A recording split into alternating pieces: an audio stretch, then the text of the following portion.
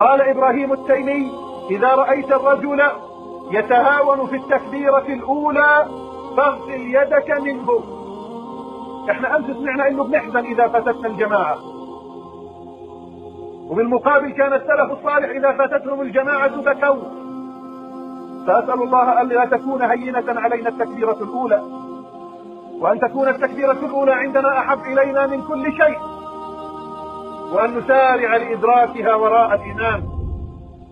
وخذوا هذه القصة الطريفة، خذوا هذه الحكاية الجميلة حتى تروا أثر تكبيرة الإحرام وإدراك صلاة الجماعة مع الإمام كيف تصنع بالناس. هذا عبد العزيز بن مروان والد عمر بن عبد العزيز، معروف طبعا الإمام العادل، يرسل ولده إلى المدينة يتأدب بها. أرسله إلى المدينة يتربى في المدينة النبوية، يريد لولده أن يتربى في المدينة النبوية. قال: وكتب إلى صالح بن كيسان يتعاهده بمعنى يربيه ويشرف على تربيته، وكان يلزمه الصلوات في المسجد.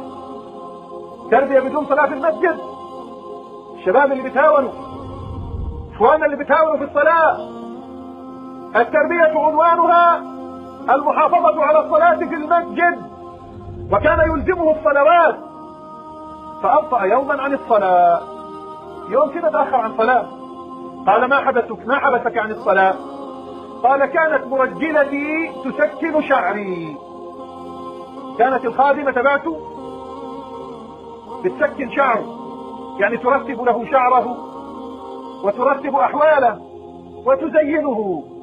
فقال: بلغ من تسكين شعرك أن تؤثره على الصلاة؟ يعني تسريح الشعر بلغت عندك أن تؤثرها عن صلاة الجماعة؟ سكت المربي ولا ايش عمل يا اخواننا؟ المربي ماذا فعل؟ كتب بذلك إلى والده أن ولدك عمر يسكن شعره وتفوته صلاة الجماعة.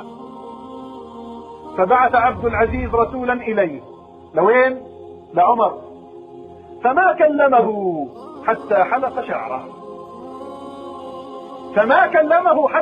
شعره.